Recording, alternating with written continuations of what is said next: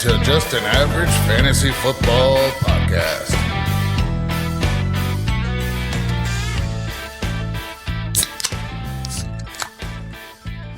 Welcome in to Just an Average Fantasy Football Podcast. Allegedly. I was zoned out as the music was playing and completely forgot that I have to hit a button to introduce the show. We were in the zone, not zoned out. We were in the zone. Go find us at avgffpod.com, and from there you can click buttons to go and find us at other places. All other places. Yeah. So I do appreciate some of the new listeners that I've picked up in a couple of leagues that I'm in. I appreciate you guys. If my numbers reflect y'all going and listening, and that's definite shout that's out. awesome to see. So yeah, appreciate that. And it was an interesting fantasy week. I didn't see any of the afternoon games. I had some friends in town, and I went. I mean, the bar was playing the Falcons game. So I saw a decent amount of that, but outside of that, I have yet to see anything. I've seen stats because I've gone through and looked at my teams, but you're telling me all this stuff that's happened this week, and I'm like, I did not realize that happened. It's been some interesting stuff. Yeah. I mean, it was definitely a good week, and I didn't watch it all either. I mean, we had my daughter's birthday party here, and, so I was in and out, but it was definitely interesting. There was a lot of good and a little bit of bad. I didn't realize that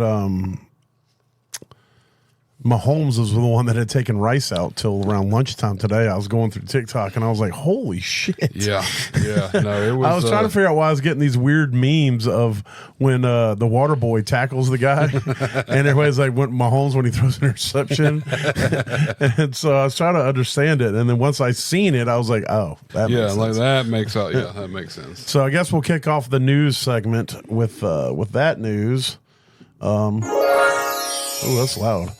So, that noise doesn't depict any feelings about Rice. I guess if we really wanted to have some feelings about Rice, it would be. Yeah, that's how our hearts feel. Bad feeling about this. Yeah, it has been confirmed. It was right before we came on the air. They confirmed that he does have a torn ACL, so he will be gone the rest of the season.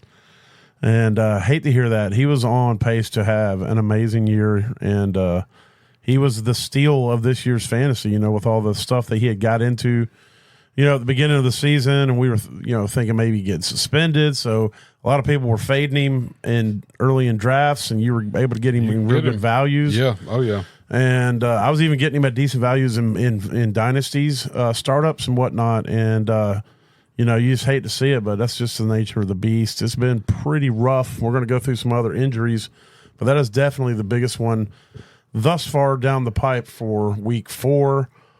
Also, let's just run through it here. Anthony Richardson's day-to-day with an oblique. Khalil Shakir's dealing with a sore ankle, also day-to-day. Demarcus Robinson was limited in practice today. Jonathan Taylor is dealing with a mid-high ankle sprain. So far, they're saying they're not going to put him on IR. Mike Evans did not practice today, dealing with a knee and a calf, so you're going to want to monitor that. Yes. Bijan also limited with a hammy. Now, these are simulated practices. I don't think they actually practice, but they release reports that say if we would have practiced, this is what would have happened. Joe Mixon is day-to-day with an ankle. Tank Dell is expected to be back for week 5. Christian Watson is dealing with a high ankle, possible IR. Tyler Bidet, he got hit in the back. It was kind of a weird situation. I did see this, but he got up. He was a little hobbled, went to the sideline, and I guess he collapsed on the sideline, and then they had to put him on a board and carry him to the locker room, cart him off the field. He did end up flying back with the team, but that injury obviously seems to be fairly serious and could be also an IR. Tyler Batty? Well, yeah, he prefers to go by Bidet for some reason. Yeah. And then Nick Chubb is slated to start practicing on Wednesday. I'm a little low-key excited about that, and a little low-key nervous about it, I guess.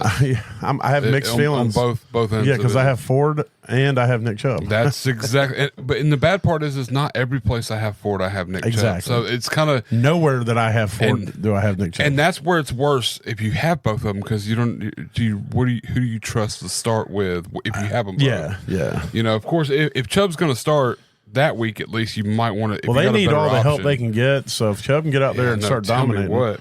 They need a new quarterback is what they need. That's true. And a new offensive line. That's true.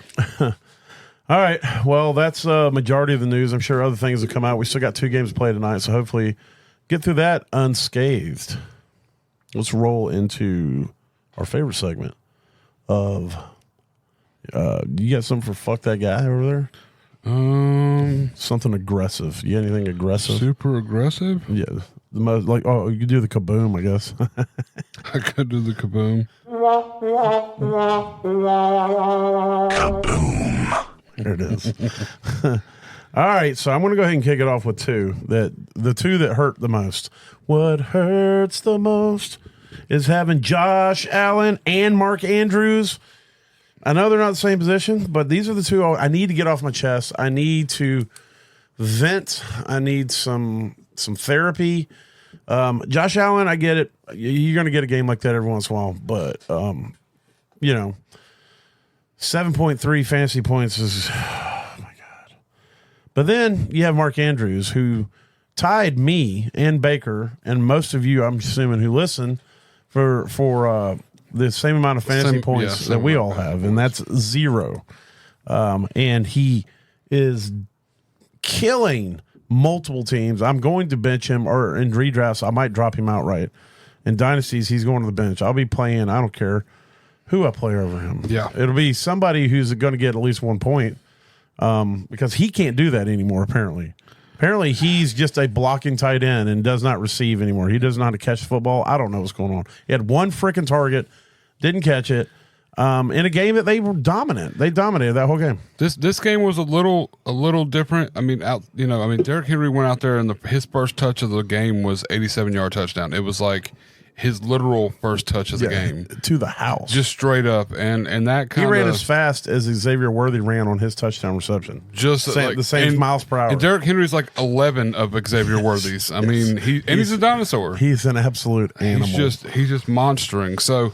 You know, the need for Andrews. I think Andrews is like, all right, I'll wait over here and just wait this game out. But it does suck. It really does. It sucks so hard. I just want to say to Josh Allen and to Mark Andrews, fuck that guy. Guys. Okay, I got a couple. I'm actually going to pin them on the same team. We didn't go over this list. I didn't actually put a list together. I was just going to piggyback off yours. Okay. But for Breece Hall, I'm sure he's on your list. Got to be. 100%. And Garrett Wilson. Or the Jets in general. You could probably throw Aaron Rodgers on this. It was abysmal to watch the game even against Denver. They are not on him and Aaron Rodgers are not on the same page. None of last week it looked really pretty, and I was like, okay, we got a shot. Everything looks good. It's coming together, and then they go against Denver, and I'm not saying Denver has the best or the worst defense. They got a decent. They got defense. a good defense, and Patrick Surtain is absolutely a monster, legit. But you got 2 good defenses on both sides of the ball, and apparently no real actual offense on either side of the ball. And Breece Hall, I get them mixed up because bees and running backs and all that stuff, No, I get it. And Braylon Allen too, a little bit. Here. I don't ever miss Braylon Allen had an okay week, because he's not the guy. It's a lot of bees. But Bijan, Braylon, Breece. It gets all mixed up to me. It all starts intertwining. But for this particular segment and this instance and everything, it's to Breece Hall and Garrett Wilson. And a little bit of Aaron Rodgers. I know you're not going to like to hear that, Aaron, but it is on YouTube. Well, Aaron doesn't care. It's going to be everyone else's fault. It's not going to be his. He had 42 attempts in that game, which is big for an old guy. I mean, that's a lot of attempts for an old man. Not if you live off of ayahuasca and conspiracy theories. You can do whatever you want when you do that. 24 completions. It was abysmal. It was a bad game. It was ugly. Yeah. But to Breece Hall and to Garrett Wilson and Aaron Rodgers, fuck those guys. All right. Well, I'll go ahead and throw in a couple more quarterbacks here. King Cousins, y'all did get that dub, but man, the fantasy production was not there, and so therefore you are on this list. Matt Stafford might be time to hang him up, homie. I know you don't have anybody to throw the ball to. I get that. But you didn't have anybody for years to throw the ball to in Detroit. I mean, it used to be that used to not be like the end of the world for you. So it still happened. It's not that you're not doing. It's not that you're just doing bad. It's like you're doing horrendous.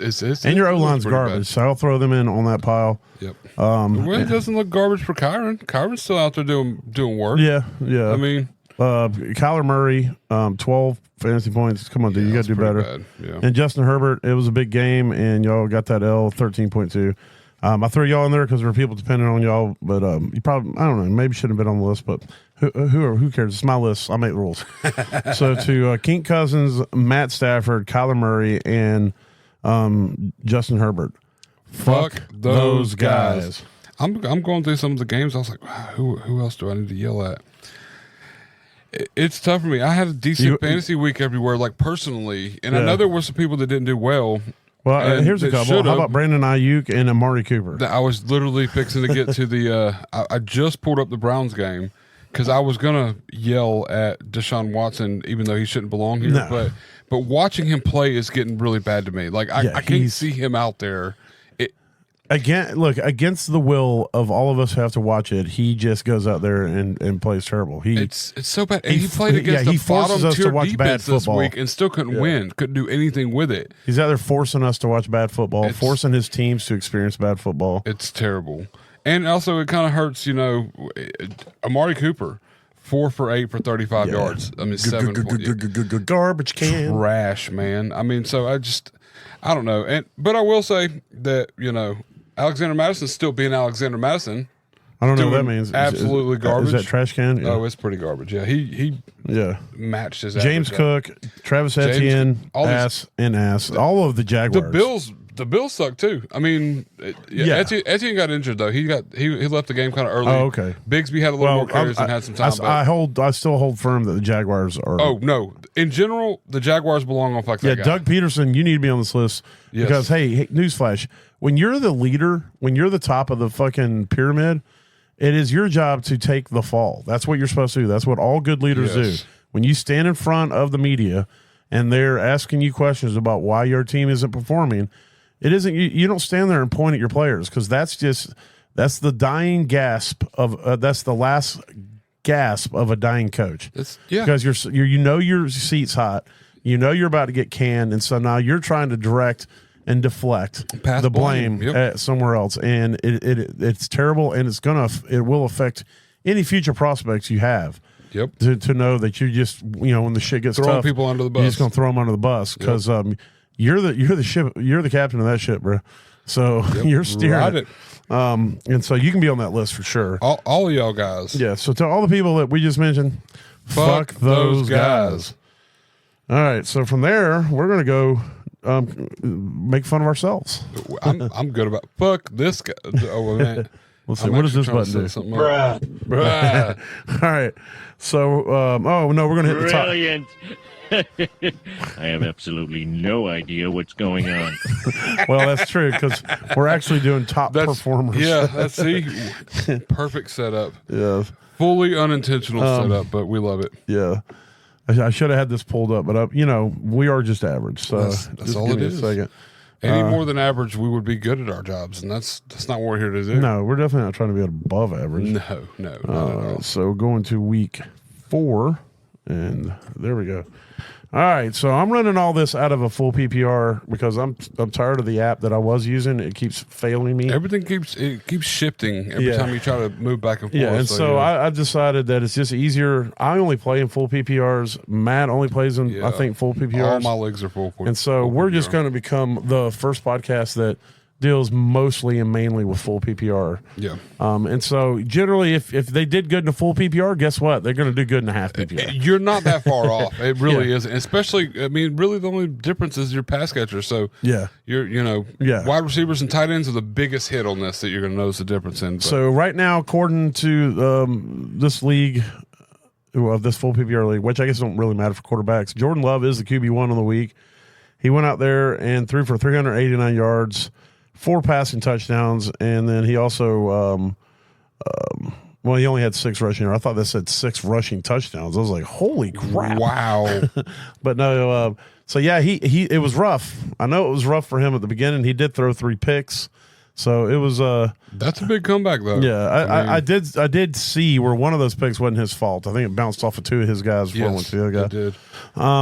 But he pulled it together and they fought back, even though they still caught that L in the end.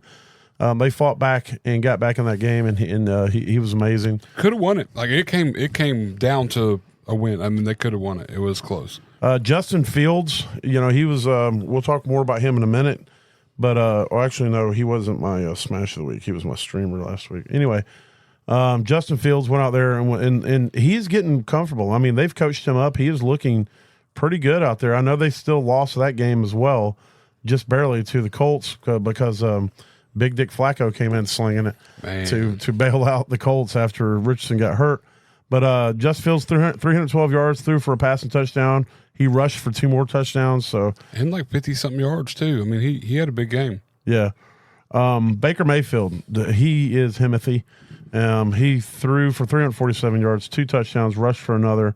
And he looks like the legit dude. We keep waiting, kind of like we were waiting for Derek Carr's to finally come back to earth, which he has. We've been waiting for Mayfield, but he's still – I mean, he had a bad week, I think, last week. But against Denver, too. We were just talking about the Jets against Denver, so maybe the defense is a little I might have missed. Denver's defense I might have missed a little on that, yeah. They ended last season. They were like a shutdown defense. Yeah. Lamar Jackson went out there and just you let the Bills know that he's their daddy this time. Yeah. He only passed for 156 yards, but what we've always said with Lamar is when he's on, he's hyper efficient. Yeah. He only took 156 yards to get him 2 touchdowns. He only had to attempt 18 passes. Both were to his running backs too, by the way. One to Justice Hill and one to Derrick Henry. Both passes were so. He also rushed for another touchdown, so he was just doing what he does. CJ Stroud, who was my smash of the week, 345 yards, 2 passing touchdowns. Sam Darnold, this guy's another one. I think that he might be becoming who he was drafted to be, if that makes sense. What we saw, he's finally found the right system, the right coach. Exactly. Because, Darnold's biggest knock on him coming into this season was he wouldn't put the ball downfield. Yeah. He didn't take shots. Well, he's taking shots. And it helps when you have a really great system and the best wide receiver in the NFL. And some not so bad receivers outside of it. I mean, Naylor's showing up, and Addison was back this week, who got 2 tuds this week. So, I mean, it's kind of playing out for him. So, Darnold, 275 yards, 3 passing touchdowns after 4 touchdowns last week. So, he's just doing work. Jaden Daniels, man, the Commanders might be the best team in the East now. I like Jaden. I wasn't super, super high on him. I mean, I knew he had talent coming in, drafting and all, but I was worried about where he was ending up at the Commanders with everything that was going on there. So I wasn't super high on grabbing him But I'm mad at myself now. I was big on him. I took him over Caleb Williams in every rookie draft that I was in that I was drafting early and had to choose between them. I took Jaden Daniels. I've never believed in Caleb from the jump. But the other thing is Jaden has that rushing upside. My number one concern from him was he didn't slide. He took hits in college. It's a good thing you didn't pick up Jeff Wilson Jr. You'd be pissed when he strained his knee in pregame warmups and didn't play. So Mostert and Jeff Wilson will not play tonight.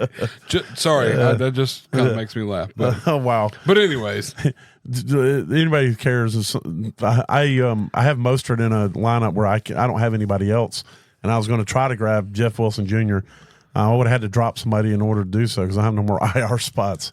And but I'm just going to have to ride dirty with Mostert in the lineup. But yeah, because that league that you can't just add drop.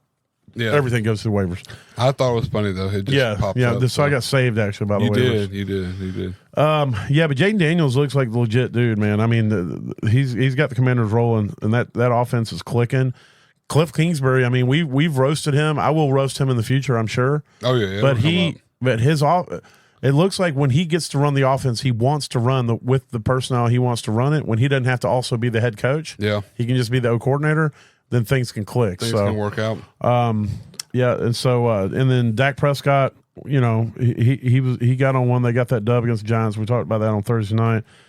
Joe Burrow, the Panthers' offense is picking up, but Joe Burrow and them finally went down to Carolina and let it go and did good down there. It was still a pretty high offensive game. Like we said it when we talked about last time, it was still high points. I mean, it was 34 to 20 something. It was 34-24 was the final score. 3-4 touchdowns on each side of the ball, kind of deal. It was a good game. And really Dalton, who still is currently a QB1. We still have 4 games to play tonight. He did pretty good. I mean, he did throw a pick. I saw that. I saw a little bit of the Panthers game on the drive to go meet my friends. But he has definitely revitalized that offense. If they can get that defense in order now, and the other thing is he's made other players fantasy viable, which is awesome. So let's go to the running back side. Derrick Henry right now sitting at the top at QB1. RB1. He rushed for QB1. He was 199 yards. I was so mad when he got stood up at the line on that last. They kept him in the game. To get the extra yards to get him over 200. He went 3 back to back, and then the Bills defense decided to show up. That's when they decided to stop him. It was so bad, man. I was so upset, but definitely. He had a rushing and a receiving touchdown. DeAndre Swift was like I guess he was tired of everybody running their mouth. It was a Swift week, I guess. It was insane. He rushed for 93 yards, had 72 yards receiving, and had a rushing touchdown. Maybe they're finally figuring out how to utilize him and his best skill set.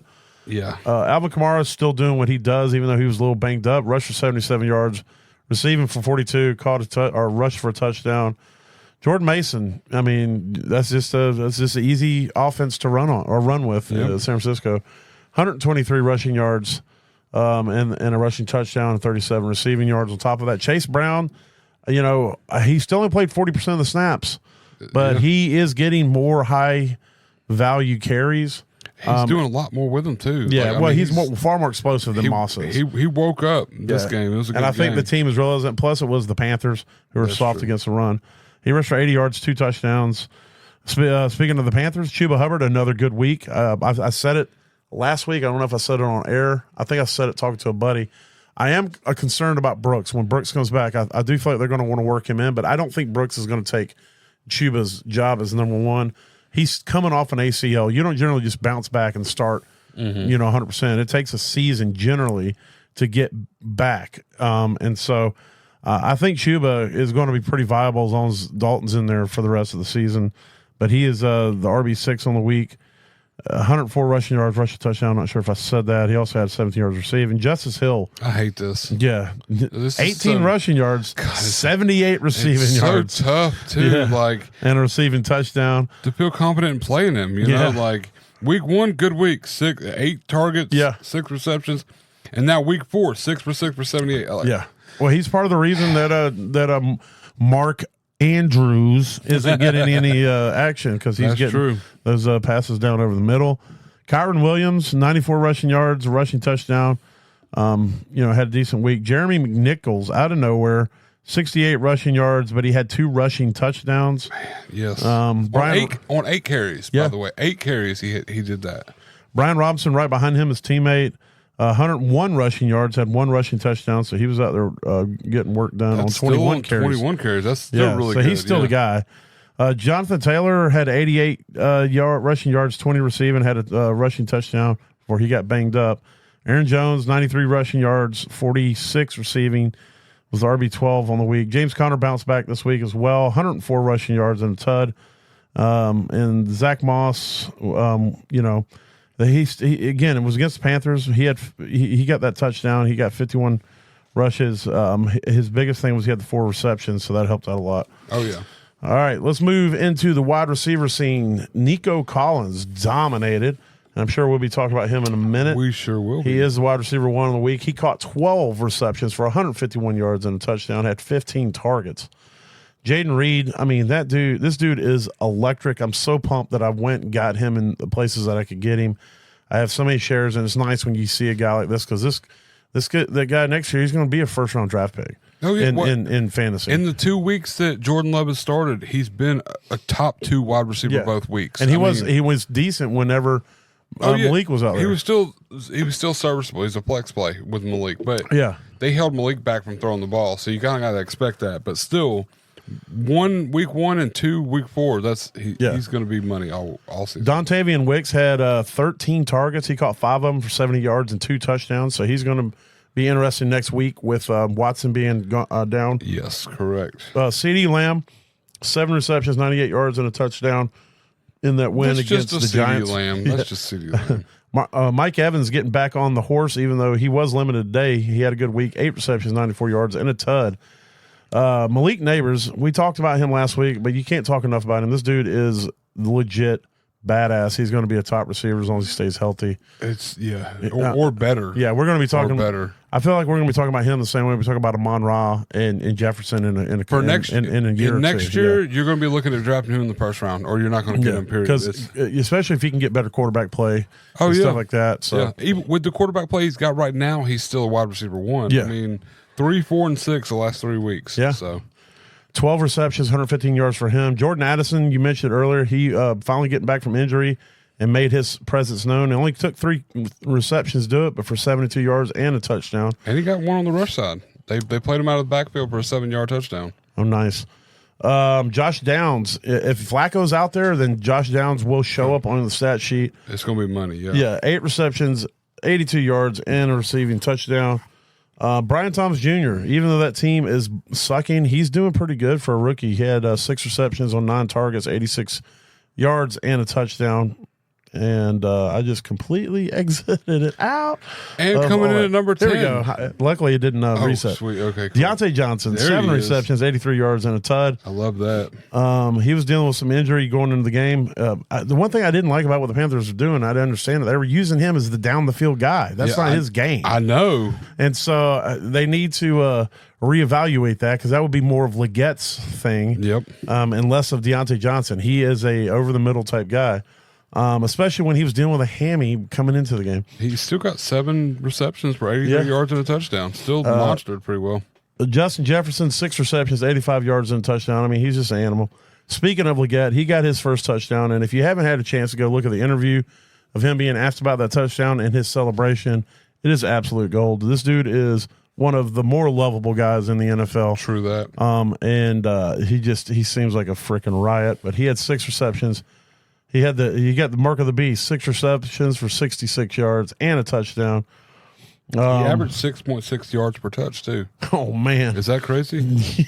How does that work? 6.6 yards per target. Yards per target. Excuse me, I said touch. Okay, because he had 10 targets for 66 yards. Okay, I'm dumb. I was like 6 times 6.6 isn't 66. Target. Yeah, there you go. Not touch. Target. Yeah, Christian Kirk They finally remember they had him on the team. 7 receptions, 61 yards. Time to trade him. Yeah. Trade him now. I think this is 2 good weeks in a row. It is 2 back-to-back weeks. Move him now. Get rid of him now.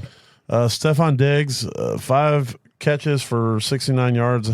I did see a funny clip where he was like celebrating a reception and there was a flag on it. So he's like dancing and doing this stuff, and the defenders like keep pointing.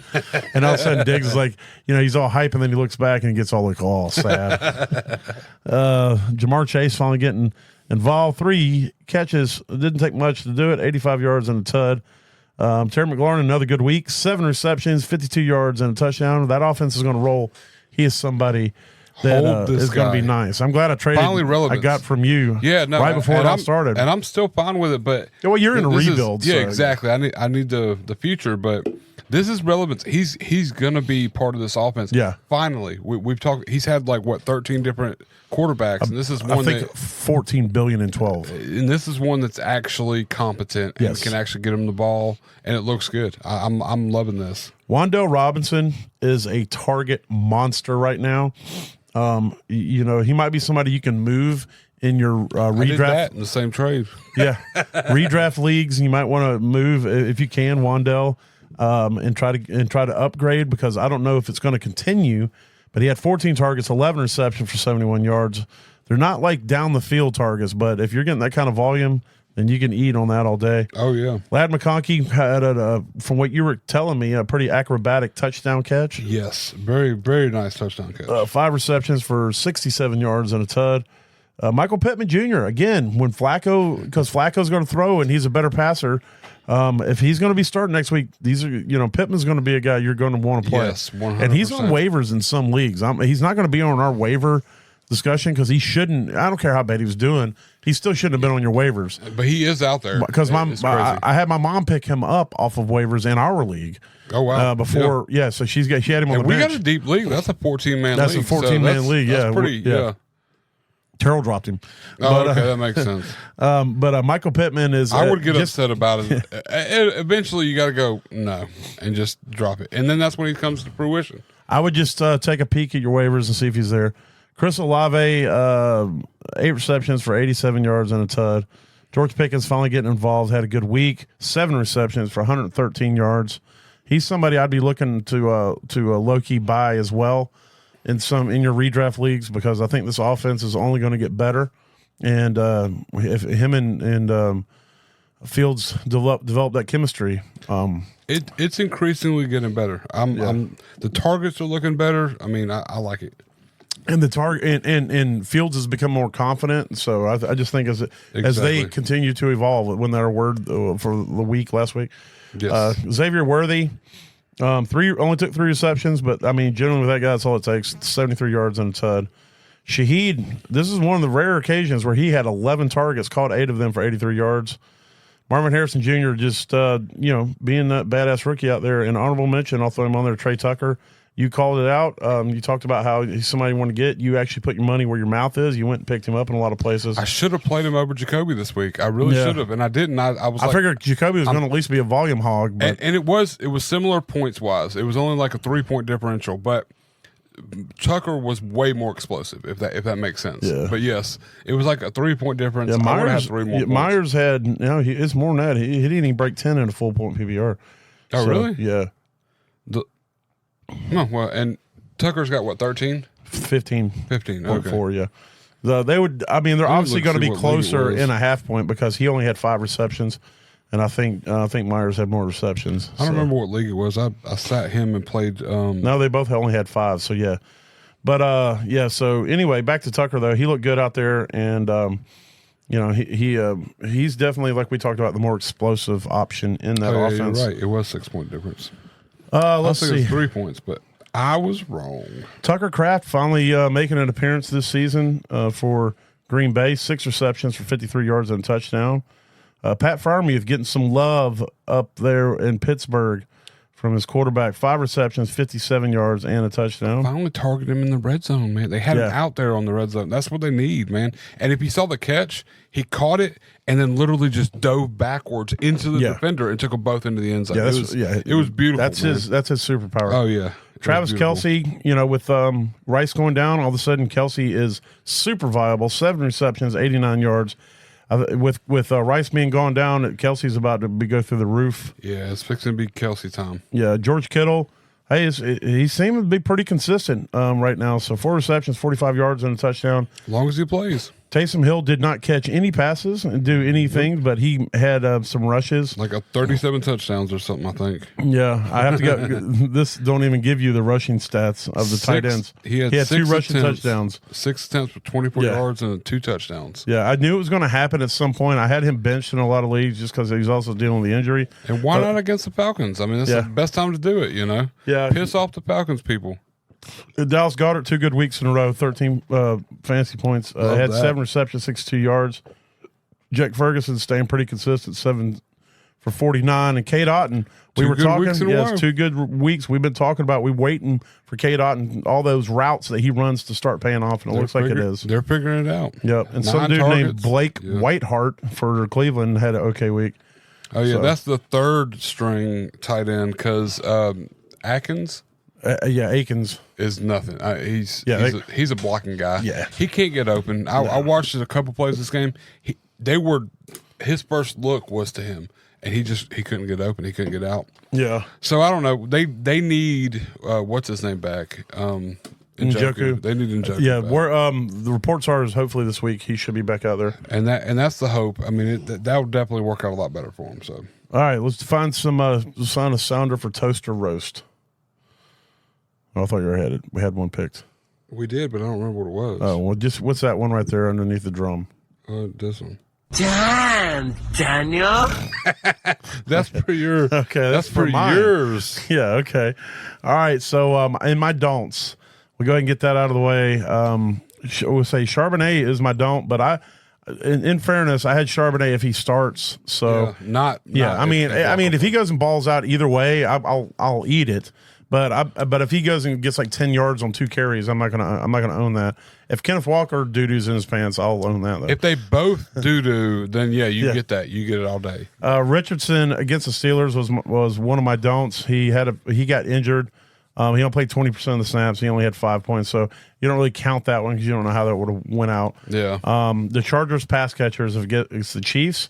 I was right, except for one guy, Lad McConkey. The Lad McConkey. Lad McConkey.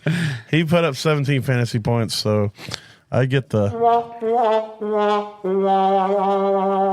So I don't really get to count the other two, so I just got to take my L on that one. So talk to me about your bottoms. Well, you'll get recognition tomorrow if everything works out with Charbonnet. So here's the bottoms. I don't know, maybe. Yeah. Roshan Johnson, 8.2 points. It wouldn't have been bad. It would have done good for you. Yeah, it would have worked out. And I'm not entirely sure what happened, but I said little Jordan Humphrey for Denver, but I don't think anybody on Denver scored any points. No. They still won somehow. So, yeah, right? I looked at the stats of that game, and I cannot fathom mathematically how they won the game. I low-key want to go back and watch the entire game start to finish and just see how it worked that's out, what they started using at Guantanamo Bay to torture prisoners. I make feel them like watch that game. with the Jets. Yeah, no, Yes. it was just terrible. But he got you 0 points, absolutely nothing. So yeah, not even a little bit. But then Tyler Conklin on the other side of that ball, who I thought was getting more targets and more. Still got you 3.7, so it's like in that middle tier. Yeah, it wasn't. There it is. Just kind of middle tier. It wasn't great. It wasn't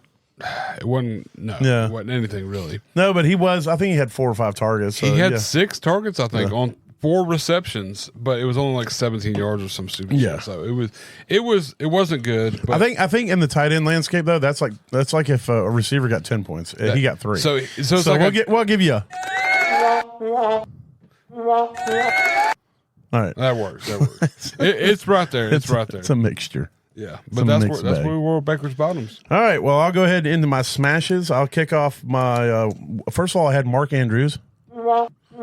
You can't push that button long enough, man. I got a bad feeling about this. Oh my God, who the hell? I don't think so. Those all apply. Mark Andrews is toast. He will not be in my lineups anymore until he has at least 2 games in a row where he shows something. I'm tired of it. If you give me one game where he has 5 targets, I'd probably feel comfortable putting him back in. No, he's already had that game. He had that game 2 weeks ago. I know, and then I was like, all right, here we go. And then he went right back. No, I need two games in a row where Lamar still remembers that he exists. And then until then he can go away. I think Derrick Henry. I'm gonna start calling him Baltimore Smythe. But worse. But way worse. I think Derrick Henry's kind of come in and took away from that Mark Andrews. 0, bro. I'm not talking like took away. Taken away is like he only gets 7 or 8 fantasy points. He's gone from being the most dominant tight end when he's healthy in the league to being Durham Smythe. Or worse. I think I saw a stat yesterday where Derrick Henry is the first Raven running back to have 3 consecutive games of over 100 100 yards. And I mean, that's not saying that that's taken from Mark Andrews because he's a passer, but because they don't have to throw. But even though they lost the first 2 games, I get that. It may limit his production, but completely just take him out of the game, his entire production away. Yeah, I don't know. There's more to it. It's tough. I don't know what it is. I don't know what it is, on. but I'm tired of it, and I'm not going to sit here and watch and sit here every week and go, just get me 1 catch, Mark, 1 catch, and I'm not doing that anymore. If I'm going to cheer for bad tight end play, I'm going to put Gesicki in. I'm going to put Will Dissly in. Because then when those guys goose me, I'll be like, well, you shouldn't have played Will Dissly. Should he went with him? Yeah, exactly. So it's done. I'm tired of it. He's in Dynasty, when he has a good week, I'm moving him. I'm moving him as fast as I can find someone to give me a stale bag of frickin' Doritos for This him. is 2 weeks with 0 points. But he's also playing less snap percentages too. 33 Exactly. and 46. Yes. I don't know what's going on here. He is unclean. He's done? Ass meat. He's done. I don't know if he's done, but I know he's ass meat of the highest order right now. So anyway, yeah, Mark Andrews. Yes. And Brandon Ayuk put up 6.8 fantasy points. That was. I wanted you to be so right with that. I really did. I wanted it to be just gold. He was not right. I was hoping you were talking that into existence. I tried to with Mark Andrews too, and he did not talk those into existence. You did not. All right, so let me get to my good parts. Now it's time for the good part. Isn't that a song or something? Anyway, C.J. Stroud was my quarterback smash of the week, 27.5 fantasy points. Okay. Thank you. Hey, I see you in the back. I see that energy, baby. I see that energy. All right, and then give me some love for Jerome Ford, had 15.5. Oh, yeah, Jerome was out there, man. You keep that energy up back there, buddy. I love that. Keep that energy up back there, buddy. All right, talk to me about your smashes. All right, so do we have like a middle tier kind of button? Let me see, like something that's kind of like in the middle. Yeah, I got something. All right, so I smashed on Joe Burrow. Okay, I'll take that. He got 20.28 points. Oh no, that's he was still like quarterback 12 though on the week. So it was. When we say smash, it doesn't have to be 25. Yeah, I know, but I mean, I just feel like that was kind of like middle tier. Anything over like 18, I'm going to consider a smash. Okay, so my running back smash this week hasn't played yet. That's Tony Pollard, but I did have an honorable mention of Aaron Jones. You did. Who put up 16.9 points this week? All right, so which is still pretty good. Just because he's an honorable mention. That's all I get. Yeah. That's fine. I like that guy. He's cool. He's my friend. He definitely hollers at me. But Nico Collins. Yes. Right now, wide receiver 1 on the week. I knew it was going to happen. I'm seeing where it's coming from. I see what they're doing there. They love this dude. And last week was a bad week. This week is hey, this dude is going to get us in the game. Yeah. And that's what it was. Yeah, he absolutely smashed. And then, hey, get ready for this. You're going to love this. Oh, God. My tight end smash this week was Kyle Pitts. Oh, man. If you can push that wah, wah, wah button for the whole time, the rest of the show, it won't be enough to equal the 0 points that Kyle Pitts got with 1 target. This is a guy. He's on that Mark Andrews plan. No, this is a guy I said was going to finish like tight end 2 on the season, and he got 0 points week 4. I don't know how this is going to happen. He's going to have to do some serious shit from here on out. No, not really. Not based off of what other tight ends do. He just needs like 2 good games. He'll be tight end 1 on the season right now. It'd be like a Kittle season where he gets 3 games with 40 points, and then all the rest are 8 or tight end 5. Yeah, exactly. But no, I said Kyle Pitts. It didn't work out. I'm terribly sorry, y'all. Listen to me, but we try here. So yeah, and we try to be accountable. So I'll own it. I owned it. All right. Well, there it is. There's the toast or roast. So let's get on this waiver action over here. There it is. Oh, yeah. Yep. That's way too happy for waivers. Man, I love that, man. I was getting into it, man. All right. So I'll go ahead and kick it off. I got a bunch of running backs you need to be looking at. I'll try to give some sort of order because it really depends on your need. If you need someone to start, if you're like, I need a running back right now to put in my lineup, then you need to go after Kareem Hunt, Rico Dowdle. Those need to be your top 2. Kareem Hunt's 37% owned in sleeper. Rico Dowdle's 56% owned in sleeper. So they're going to be they're not going to be as widely known. If you monitor the Jonathan Taylor news, grab Trey Sermon. Trey Sermon will be the starter if he goes down, and he's only owned in 4%, so he's most likely available in leagues. So when it comes to Kareem Hunt, I'd be willing to do a fab dump. I mean, if I'm desperate at running back, I think Kareem Hunt's about to become a really solid flex play for the rest of the season. He immediately took over that in that game as the guy. He is familiar with that offense. He's familiar with that quarterback. He's familiar with that coach, and he looked like he still's got a little bit of juice left. So, also Chase Brown, Tank Bigsby, those are guys you can grab too, but they're going to be a little bit riskier plays because they're not the lead guys. Well, monitor Etienne too. He left the game with a shoulder injury, so yeah, that's true. I mean, if there's something limiting him or something, I'd grab Bigsby in a heartbeat. Yeah. Knowing he's going to be the guy. He's definitely more efficient than Etienne's been this year, right? And I think given opportunity, he could definitely get you some good points. If you can sit on some guys for a week or two, or you're not looking for absolute starters right now, Roschon Johnson is becoming the guy, and the Bears. But Swift did have a good week, so. He did. Swift bought himself at least another week, and maybe if they start figuring things out with him, and they start using him as much in the passing game as they did, then Roschon's going to be relegated to just a backup role still. So he would be the last guy I would grab of everybody I'm mentioning. Nick Chubb is somebody too. If you can sit on for a couple weeks, see how if he comes back, if he practices, how he's going to be utilized. If he's available, I would grab him up as well. And then Justice Hill is somebody who needs to be rostered, but he's going to be there's going to be boom or bust with him. And so you're just going to have to kind of take your shot. You're going to have to, if you can find teams that they're going to not need to do a ton of passing, which is weird to say because most of what his work comes is in the passing game, but that means that they're going to do, his pass catching is an extension of the run. It's just a little dump over the middle, And so Justice Hill is somebody you can play. But if they're going to be out there having to sling it downfield, then Justice Hill is not going to be as much of as a play. But again, my top guys to pick up this week are Kareem Hunt, Rico Dowdle, and Trey Sermon.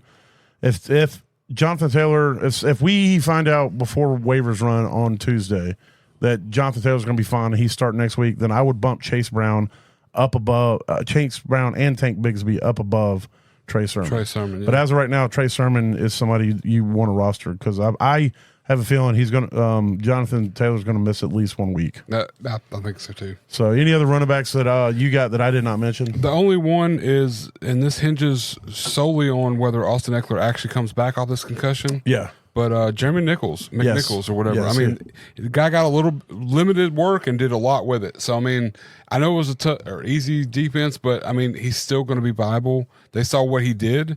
So I think if Austin Eckler doesn't play, like I know it was a concussion, he could easily come back this week, but we've seen concussions take people out for 2 or 3 weeks. So he's got to pass protocol, and if he doesn't, I'll grab McNichols. I mean, they don't have like a super easy game next week, but Brian Robinson does need a break here and there. So, and McNichols apparently took his 8 touches to the house twice. Yep. So I mean, and that offense is humming right now. So if you can get any pieces of it, exactly. So all right. On the wide receiver side, Dontavian Wicks needs to be right at the top. Yes. You need to go get him. He needs to be I don't know what your needs are, but if it's in a vacuum and you're just needing somebody, I would put Wicks above Hunt even. He would be my top waiver ad of the week. Especially with Watson going out, yeah. Watson is an IR candidate, but even if he doesn't go on the IR, it's a high ankle. I don't project with a high ankle. He's going to be back within the next 3 weeks. Yeah, he'll miss at least a week. You'll get a good week, and that's sometimes that's all it takes for a receiver to overshadow another one, and then you don't hear from him for a while. So Darnell Mooney, I only mention him. He's more of an honorable mention because he is owned in 66% of leagues. But if he's out there, he needs to be on your roster. Josh Downs is currently only owned in 29% of sleeper leagues. His production is going to hinge solely on whether Flacco is the starter. Yeah, that's true. If Richardson starts, then I would. He's definitely not going to be in your lineup. So just take that with a grain of salt. Xavier Legette needs to be added. I would put Legette above Downs. Wan'Dale Robinson's also above Downs. I should have put these in some sort of order. Legette's owned by 38% of the league. And Wan'Dale's only owned by 45% of sleeper leagues. And then Michael Wilson got a ton of targets. He's starting to get back involved in the Arizona offense, also 45% of the leagues. So, yeah, Dontavian Wicks, Darnell Mooney, if he's available, Legette, Robinson, Downs, and Wilson would be the order I would put the wide receivers in. You have any other wide receivers? Or anything you want to add on that order that I put it in? The only one I'd look a little higher than a couple of those guys would be Trey Tucker. This is a guy who's only owned in 19% of leagues. Yeah. And he's gotten 9 and 6 targets the last 2 weeks. They're working him more into this offense. Well, yeah, but this week Devontae more. Adams wasn't there, but right now we don't know what Devontae Adams' status is. If he misses another week, then he's definitely going to be. So maybe not for next week. Yeah. Just saying, because they do play Denver as well. Right. But just saying, after that, it's like Pittsburgh, Los Angeles Rams, and Kansas City. Right. Which all three have been known to give up. Yeah. Down the field. So, I mean, it's one of those where, like, if you play for the future, you want to get him. I just don't want to miss out. I think this guy's really getting worked into this offense. Yeah. I keep saying it every week, and it's just progressively getting a little better each time. So, hopefully it sticks. It don't. But, yeah, Trey Tucker, grab him. And I do want to. We don't generally do tight ends in the waiver thing, but this is a tight end that I think if you have a spot on your bench, you need to grab. That's Eric All with the Bengals too. So yeah. Oh, he is your stream of the week. Oh, he's definitely okay. Well then, too. He's got a good matchup this week. He too, does. So. He's had 3 straight weeks of 4 targets, 4 receptions, and so he's caught all his targets this season. I'm pretty sure. I know he has the last 3 weeks, and he's a rookie. But he's definitely becoming more of a not a centerpiece, but a piece of that offense in Cincinnati. In a growing offense. Yeah. We saw Burrow kind of flounder a little bit week 1 and week 2, and he's been part of it the last. So we'll go ahead and we'll just do your tight end streamer of the week. He's just Eric All. I mean, they're playing against the Baltimore Ravens, who've given up on average 80 yards to tight ends over the last 4 weeks. And I think he can easily get in the end zone this week. I really Kelsey feel just toasting on which Kelsey's a goat, but yeah, but I mean, I'm just saying, just in general, I just feel like this is going to be a week where we're watching. What is it? Hayden Hurst is there, and Tanner Hudson or something. This guy's 4 for 4, 4 for 4, 4 for 4, Yeah. 32, 22, and 28. Yeah, the Ravens currently are 27th against tight end. They've given up 26, 28, 28, and 16 against opposing tight ends. I just think this is going to be a week when everybody's like, who got that touchdown? It's going to be Eric All. Yeah. He's going to get a touchdown this week.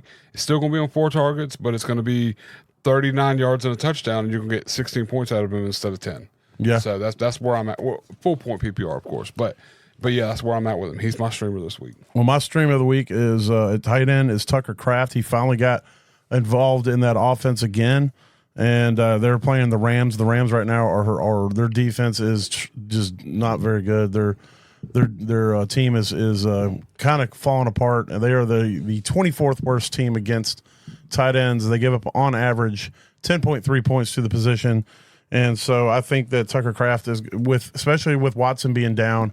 There's more targets out there now, and I expect him to start becoming more involved in that offense, especially moving into this week. Like that. My quarterback streamer of the week is Brock Purdy versus Arizona. Excuse me. Arizona currently on points given up is the 25th worst against opposing quarterbacks, giving up on average 19.6 fantasy points to opposing quarterbacks. And I just think that Brock Purdy, this team is rolling a little bit, and I think they're going to roll into their division rival and put them in their place. Just remind them who the daddy is. So Brock Purdy against Arizona is my quarterback streamer. Who is your quarterback streamer? My quarterback streamer, everybody's kind of hating on him the last couple of weeks because he's been absolute garbage, but they're playing Kansas City, and I think he kind of makes a comeback this week. But Derek Carr. Oh, wow. I got Derek Carr playing against Kansas City? I do. That's tough, bro. Let me just tell you where Kansas City gives up on average 16.4 fantasy points. Which is pretty decent for Derek Carr. Yeah, but they gave up 8 points in the last 2 weeks. They've given up 8 and 9 to the position to Kirk Cousins and Matt Stafford. So just let you know. Justin Herbert. That's a banged up Justin Herbert. The Chargers. Sorry. And, I thought for some reason I thought it was Kirk Saints. Cousins. It was mainly on the ground game, but I mean, we look at Lamar Jackson. They gave up 27 But both of those were points. on the road. That wasn't at home. So That's they're playing true, too. New Orleans at home. So I mean, it's just one of those. I just feel like this is going to be like everybody's like, oh goddamn, look at the Saints week 1, week 2, and then he kind of came back to Derek Carr, and then stuff's going to blow up. I just got a feeling. It's a gut. I got a think feeling. Derek Carr's going to come out here and put up 26 points against Kansas City. They're still going to lose the game, but he's going to put the points up, and it's going to make a difference. So, all right. Well, I also said, Will Levis, but he's got to bye this week. This is going to be the only time you can get him and not give up an interception. that's true. This will be the only time. No, he'll still throw an interception against the bye. That's a good possibility. Yeah, that's true. Who's your defense streamer of the week? The Raiders against Denver this week. The Raiders against Denver. I do. Let's see where they rank out on this. I'm just curious myself because I did a little bit of research, kind of looking into what's going on. So you're going with the Raiders. Well, no, we're looking at Denver. Where's Denver? Or the Raiders defense against Denver. Yeah, so Denver currently is giving up 7.5 points on average to opposing defenses. Yeah, so I mean that's not. No, give me 7.5 points on a defense. Just all day. Saying, when you're streaming, I was looking at teams that people don't have sitting on the roster. No. I like it. And Denver, the Raiders' defense has been pretty solid these last couple of weeks. They've kind of stepped up a little bit. I'm liking where it's going, but I'm not a Raiders fan anyway. So mine is New England versus Miami. Right now, Miami is 30th against opposing defenses. Oh, nice. Yeah, they've given up 10, 32, 27, and 29. And tonight's projected, I should say. Yeah, projected is. Yeah, it'll probably be 31. It'll be close to that. Yeah, but New England, their offense is atrocious, but their defense is pretty good, and they've done fairly decent this season. So, so I'm going with the New England Patriots against at home versus Miami. So there it is. My streamers again: quarterback Brock Purdy, tight end Tucker Kraft, and defense the New England Patriots. My streamers are Derek Carr versus the Chiefs, Eric All versus the Ravens, and the Raiders versus the Denver. Oh, I wanted to go back and look at our streamers. We should include this in Smash or Pass. I didn't look at my streamers. So my streamers from last week were Justin Fields. Okay, I don't got to look that up. I know that was a smash. Pat Freiermuth against Indianapolis was a smash, and my Tennessee defense plays tonight. So I had T-Law, which that sucked. I mean, just because it was who he is. Yeah. And then I had the Saints defense against the Falcons, which I don't know what the score was. Like, I know that the Falcons won, but it was by a last-second field goal. It was still kind of high though. It was like 30-something to 30-something, wasn't it? I feel like it was a pretty decent game. Let's go look here. I wasn't prepared for this. I apologize. No, that's my fault. I was going into another league, and then I got Braves news, and then it reminded me that they're playing to clinch their playoff berth. So I was wondering what was going on with that, and then I got sidetracked for a second. So defenses last week, you had the Saints. The Saints versus the Falcons. It was 24-26. It wasn't as super high as I thought. So Saints yeah, got you 7 well, points. Yeah, the Saints got you 6 points. Like I said, I generally, if I get positive points from a defense, I'm pretty pumped about it. And then I have Gesicki. He plays tonight, right? No, he played and he was dirty. Oh yeah, ass. that's right. He's not on Miami anymore. He was absolute garbage can. That sounds so. That don't get Gesicki. Don't.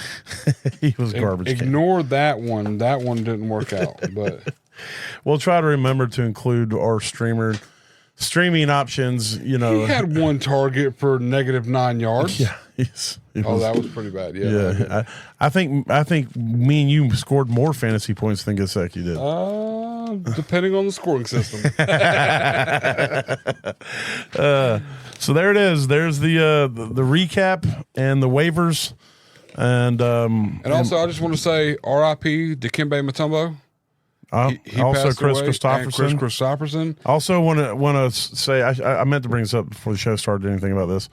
You know, I just want to say that our thoughts are definitely with all the people who suffered from the hurricane. I have family in Western North Carolina that's been absolutely devastated. Whole entire towns completely wiped off the map out there, and they're still trying to find. There's over 1,000 people still missing in that area. Augusta's dealing with it pretty hard too. Yeah. I talked to my oldest child who's in Augusta, and they're Augusta got hit by hard too. So Savannah got hit. It was more hard. of a non-preparation kind of hit, like because they weren't expecting it to go that way. Well, yeah, and it ended up turning and kind of wreaking havoc on that side up that way. So. So to anybody who's been affected by that, you know, it's I know that's a devastating and scary thing. We were almost 48 hours without having any contact with my youngest son and his family until he was able to finally get to a phone. Thankfully, they're fine. Their area wasn't as adversely affected as other areas, but they're still dealing with issues with cell service and power and whatnot. And there is some flooding, but they're fine. So. But yeah, my thoughts go out to all the people who are going through that.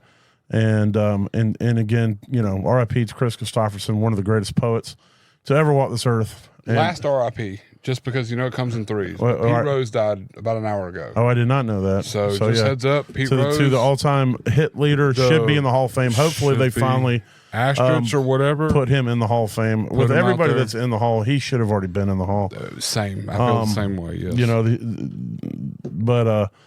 So the greatest you can't hitter. take away from raw talent. And that's what you appreciate when it comes to the Hall of Fame is raw talent. So the greatest hitter that ever played the game. Well, not the most grittiest hitter. Yeah. The greatest hitter to me is Tony Gwynn, but one of the greatest hitters to play the game. Yeah, he has more hits than anybody. That record probably will never be touched. No, not at all. And to one of the greatest poets to ever walk this earth, and to the greatest shot blocker to ever play in the NBA, one of the Dikembe Mutombo, one of the top Hawks players ever. Yeah. I mean, if you want to mention him, that's who you talk about. So, I love saying his name. Yeah, it's one that just kind of Dikembe Mutombo. It does. Yeah, it makes you feel good when you say it. Like if you're in a bad mood, just go Dikembe Mutombo.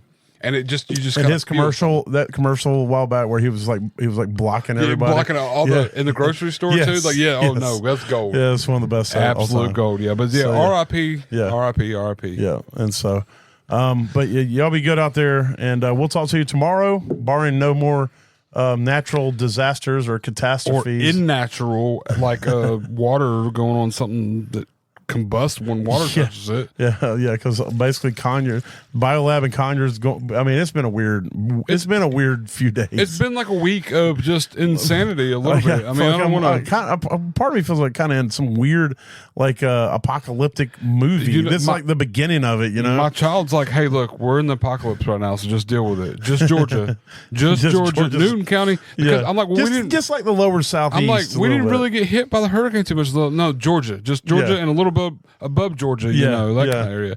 But here we are. Yeah, so keep the area in your thoughts. But y'all be good out there, and we'll talk to you. Holler. Later, holler, whatever. You confuse all me. of